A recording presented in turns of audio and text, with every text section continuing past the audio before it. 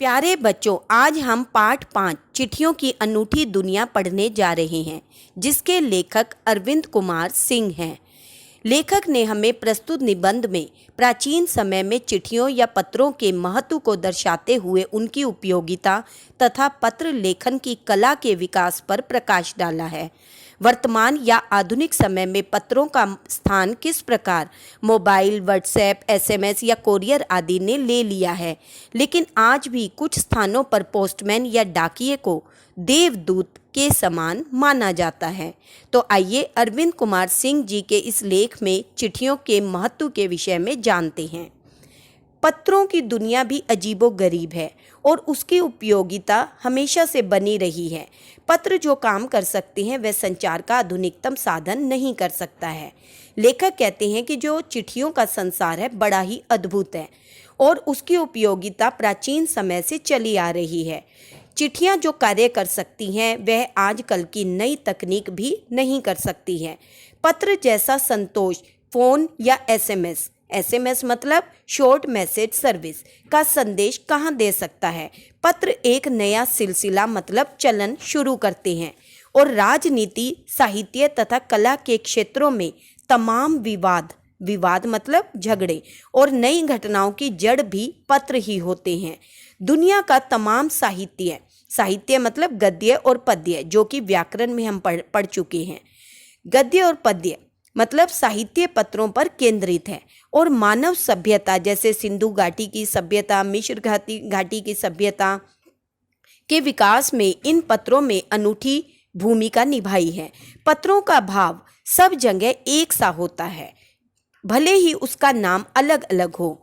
हमारे अलग अलग राज्य में पत्र को अलग अलग नामों से पुकारा जाता है। देखते हैं, पत्र को उर्दू में खत, संस्कृत में पत्र, कन्नड़ में कागद, तेलुगु में उत्तरम, जाबू और लेख तथा तमिल में कड़िद कहा जाता है। पत्र यादों को सहेज कर रखते हैं, इसमें किसी को कोई संदेह या शक नहीं है। हर एक की अपनी पत्र लेखन कला है। कहने का मतलब हर एक का चिट्ठियां लिखने का अपना स्टाइल है और हर एक के पत्रों का अपना दायरा, अपनी सीमा होती है। कोई गागर में सागर भरते हैं तो कोई अधिकतर शब्दों का प्रयोग करते हैं। दुनिया भर में रोज करोड़ों पत्र एक दूसरे को तलाशते तमाम ठिकानों तक पहुंचते हैं। भारत में ही रोज 4.5 करोड़ चिट्ठियां डाक में डाली जाती हैं, जो साबित करती हैं कि पत्र कितनी अहमियत रखते हैं। पंडित जवाहरलाल नेहरू ने सन 1953 में सही ही कहा था कि हजारों सालों तक संचार का साधन केवल हरकारे मतलब रनर्स या दूत या फिर तेज घोड़े रहे हैं। उसके बाद कहने का मतलब कि प्राचीन समय में जो मुगल, मराठे राजा महाराजा होते थे, वो जब एक स्थान से दूसरे स्थान तक संदेश भेजना होता था तो वो अपने दूत के जरिए जब संदेश भेजते थे तो वो घोड़े की सहायता से जाया करते थे। और बच्चों, आपने सुना भी होगा जैसे कबूतर आदि का प्रयोग भी संदेश एक स्थान से दूसरे स्थान पर पहुंचाने के लिए किया जाता था। उसके बाद अंग्रेजी शासकों के आने पर पहिए आए। पहिए मतलब गाड़ियां आनी शुरू हो गई, तब उनका स्थान गाड़ियों ने ले लिया। पर रेलवे और तार से भी भारी बदलाव आया। फिर रेलवे आए, फिर तार आई, फिर जल्दी संदेश पहुंचने लगे। तार ने रेलों से भी तेज गति से संवाद मतलब कथन पहुंचाने का सिलसिला शुरू कर दिया। अब टेलीफोन, वायरलेस और आगे रेडार, दुनिया बदल रहा है। दिन प्रतिदिन तरक्की होती जा रही है, नई तकनीक आ रही है, टेक्नोलॉजी हमारी और भी सक्सेस हो रही है, जिस वजह से लेकिन चिट्ठियों में जो भाव लेखक को देखने को मिलता था वह आजकल की नई तकनीक में देखने को नहीं मिलता। पिछली शताब्दी मतलब 100 वर्षों का समूह में पत्र लेखन ने एक कला का रूप ले लिया है। डाक व्यवस्था के सुधार के साथ पत्रों को सही दिशा देने के लिए विशेष कोशिश या प्रयास किए गए। पत्र संस्कृति विकसित करने के लिए स्कूली पाठ्यक्रमों में पत्र लेखन का विषय भी शामिल किया गया है। हम भी देखते हैं जैसे इंग्लिश हिंदी लैंग्वेज में, हिंदी में औपचारिक और अनौपचारिक पत्र हम लिखते हैं, इंग्लिश में लेटर राइटिंग। भारत ही नहीं, दुनिया के कई देशों में ये प्रयास चले और विश्व डाक संघ ने, बच्चों आपको यहाँ मैं बताना चाहूँगी, विश्व डाक संघ की स्थापना सन 1874 ईस्वी में स्विट्जरलैंड के बर्न शहर में हुई। विश्व डाक संघ ने अपनी ओर से काफी प्रयास किए। विश्व डाक संघ की ओर से 16 वर्ष से कम आयु वर्ग के बच्चों के लिए पत्र लेखन प्रतियोगिताएं आयोजित करने का सिलसिला सन 1972 से शुरू किया गया। भारत में 9 अक्टूबर से लेकर 14 अक्टूबर तक विश्व डाक सप्ताह मनाया जाता है, जिसमें कई विद्यालयों के बच्चे भाग लेते हैं और जब उनकी कोई पोजीशन आती है तब उन्हें जो सर्टिफिकेट या प्रमाण पत्र दिया जाता है तो वो भी पत्र की ही गिनती में आते हैं।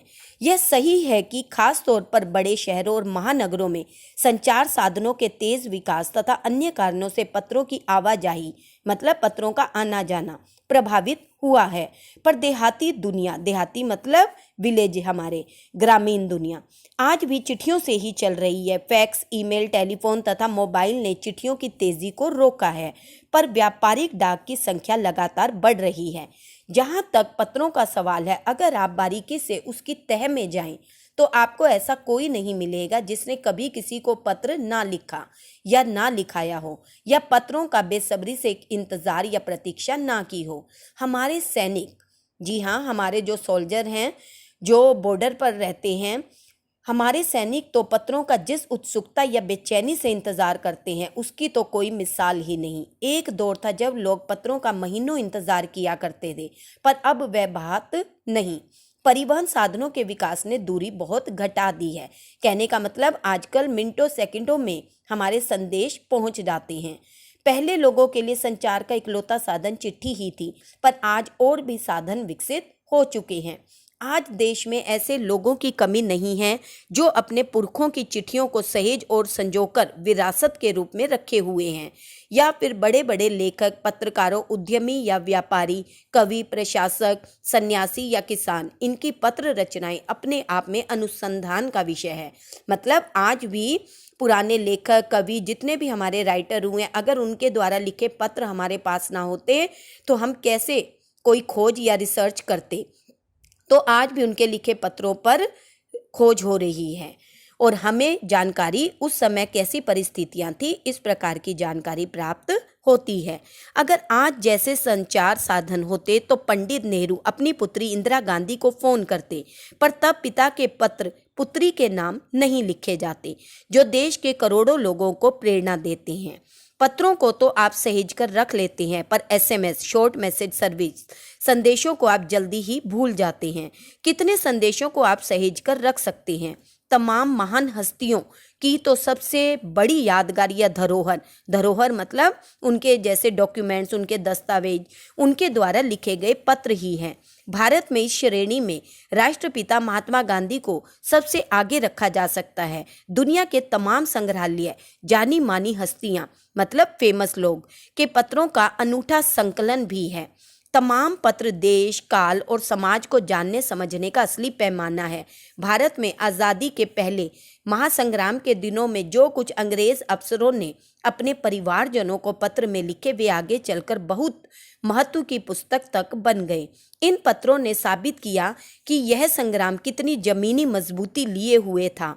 महात्मा गांधी के पास दुनिया भर में तमाम पत्र केवल महात्मा गांधी इंडिया लिखे जाते थे और वे जहाँ भी होते थे, किसी भी कोने में वे हों, उन्हें केवल महात्मा गांधी इंडिया कहकर भी यदि कोई पत्र लिखते थे तो वे भारत के किसी भी स्थान पर हों, उन्हें सही सलामत वह पत्र मिल जाया करते थे। आज़ादी के आंदोलन की कई अन्य दिग्गज हस्तियों मतलब फेमस लोगों के साथ भी ऐसा ही था।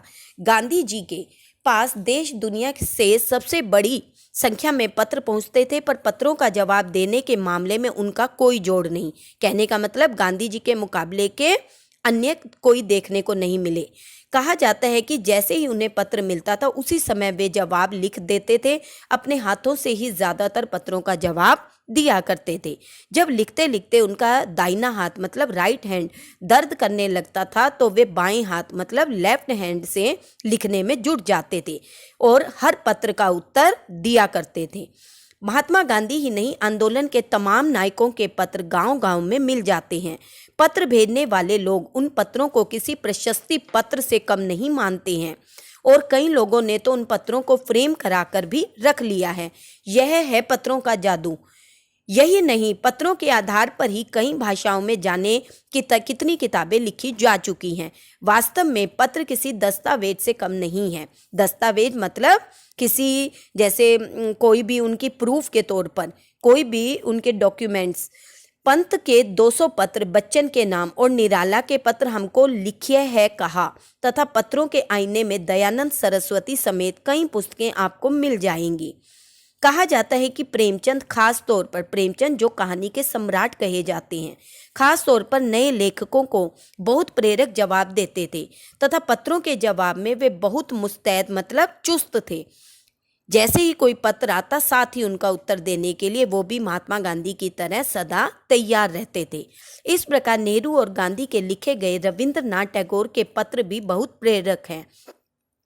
महात्मा और कवि के नाम से महात्मा गांधी और रविंद्रनाथ टैगोर के बीच सन 1915 से लेकर सन 1941 के बीच के पत्राचार का संग्रह प्रकाशित हुआ है, जिसमें बहुत से नए तथ्यों और उनकी मनोदशा मतलब उनके मन की दशा का लेखा जोखा मिलता है। पत्र व्यवहार की परंपरा भारत में सदियों पुरानी है, पर इसका असली विकास आज़ादी के बाद ही हुआ है। तमाम सरकारी विभागों की तुलना में सबसे ज़्यादा गुडविल डाक विभाग की ही रही है। इसकी एक खास वजह यह भी है कि यह लोगों को जोड़ने का काम करता है। घर घर तक इसकी पहुंच है। संचार के तमाम उन्नत साधनों के बाद भी चिट्ठी पत्री की हैसियत बरकरार है। शहरी इलाकों में आलीशान हवेलियां हो या फिर झोपड़पट्टियों में रह रहे लोग, दुर्गम मतलब मुश्किल जंगलों से घिरे गांव हो या फिर बर्फबारी के बीच जी रहे पहाड़ों के लोग, समुद्र तट पर रह रहे मछुआरे हों या फिर रेगिस्तान की ढानियों में रह रहे लोग, आज भी खतों का ही सबसे अधिक बेसब्री से इंतजार करते हैं। एक दो नहीं, करोड़ों लोग खतों और अन्य सेवाओं के लिए रोज भारतीय डाकघरों के दरवाजों तक पहुंचते हैं और इसकी बहुआयामी भूमिका नजर आ रही है। दूर देहात में लाखों गरीब घरों में चूल्हे मनी ऑर्डर अर्थव्यवस्था से ही जलते हैं। गांवों या गरीब बस्तियों में चिट्ठी या मनी ऑर्डर लेकर पहुंचने वाला डाकिया देवदूत के रूप में देखा जाता है। अतः लेखक के इस पाठ से हमें पता चलता है कि चिट्ठियां सच में हमारे जीवन का अभिन्न हिस्सा रही हैं। चाहे ज़माना कितनी तरक्की कर जाए, किंतु जो बात या भावनाएं पत्रों के माध्यम से व्यक्त होती थी वह बात आज SMS, व्हाट्सएप, फ़ोन या फेसबुक में देखने को कहाँ मिलती है। चिट्ठियों को हम सदियों तक धरोहर या विरासत के रूप में संभाल कर मतलब संजोकर रख सकते हैं। इनके साथ हमारी अच्छी बुरी सभी यादें जुड़ी होती हैं। धन्यवाद। आपका दिन मंगलमय हो।